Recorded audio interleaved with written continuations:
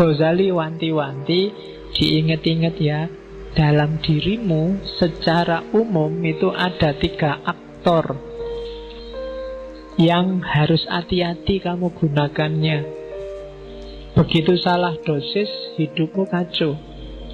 Yang pertama adalah unsur hewan, kehewanan. Yang kedua unsur setan. Dan yang ketiga unsur malaikat. 3-tiganya penting. Kamu butuh unsur hewan. Kalau kamu nggak punya unsur hewan, gawat. Kamu nggak punya ambisi, nggak punya cita-cita, kamu akan jadi orang yang pasif, nggak kreatif. Mungkin kamu bisa nggak punya anak kalau nggak punya unsur kehewanan. Karena, wah saya nafsu kayak gitu, nggak lah pak, malah gawat. Harus punya yang itu. Cuma dosisnya dan caranya diatur. Jangan sembarangan. Nah, kalau sembarangan jadi hewan beneran. Jadi bukan lagi manusia yang punya unsur kehewanan, tapi hewan yang punya unsur kemanusiaan. Walik. Jadi harus ada. Setan juga begitu. Belajarlah dari setan apa? Kecerdikannya. Setan itu pinter, cerdik. Gak gampang loh bisa bohongi orang, ngerayu orang, diplomasi. Itu perlu belajar dari setan. Ya kan? Loh, kalau nggak cerdas luar biasa, nggak bisa jadi setan. Kamu bisa mengerayu orang, orangnya punya akal. Manusia kan dikasih bekal akal. Dan itu setan ditantang untuk menaklukkan. Dan sering sukses. Ya kan? Loh, setan itu kan sering sukses. Kadang-kadang setannya belum ngapa-ngapain itu sudah sukses. Setan itu ya geleng-geleng kepala, dan menungso belum diapa-apain wis manut. Oke. Dan malaikat, jangan salah, dalam dirimu ada malaikat. Potensi untuk pasrah, tunduk total 100% pada Allah tanpa bantah. Karakter-karakter baik 100%. Cuma malaikat yang murni, tidak ada hewannya, tidak ada setannya. Ya, jadi tidak manusiawi. Jadi manusia itu mix antara 3-tiganya. Jadi bukan 3-tiganya dibuang atau dipilih yang mana, tapi kontrollah 3-tiganya sesuai dengan dosisnya masing-masing. Kalian harus ngerti dosisnya, ngerti takarannya. Jangan berlebihan. Katanya Ghazali, untuk bisa ngerti takarannya, yang ngontrol harus akal. Kenapa harus akal? Gambarannya kayak kota, katanya Ghazali.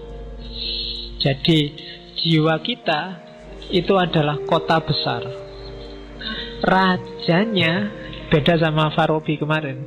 Rajanya bukan akal, tapi hati, kolab.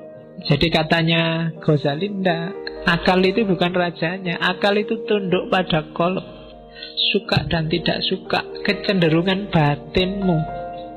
Jadi Ghazali melihat manusia itu disetir oleh kecenderungannya. Akal, dalil, argumen, pikiran itu datang belakangan mendukung kecenderungan hatinya. Maka bereskan dulu hatimu. Karena hati itu rajanya. Bukan kayak di Farabi kemarin, akal rajanya. Jadi kamu itu ikut partai apa dulu, baru kamu cari dalil kenapa partaimu itu bagus. Kamu itu jatuh cinta dulu, baru cari argumen kenapa kamu jatuh cinta padanya. Kamu suka dulu, baru nyari alasan kenapa kamu suka. Atau tidak suka dulu, baru nyari alasan kenapa kamu tidak suka. Jadi rajanya adalah hati. Maka kan banyak pengajian-pengajian manajemen kolbu. Nah, itu bahas raja. Ya besok kita bikin tandingannya, manajemen akal.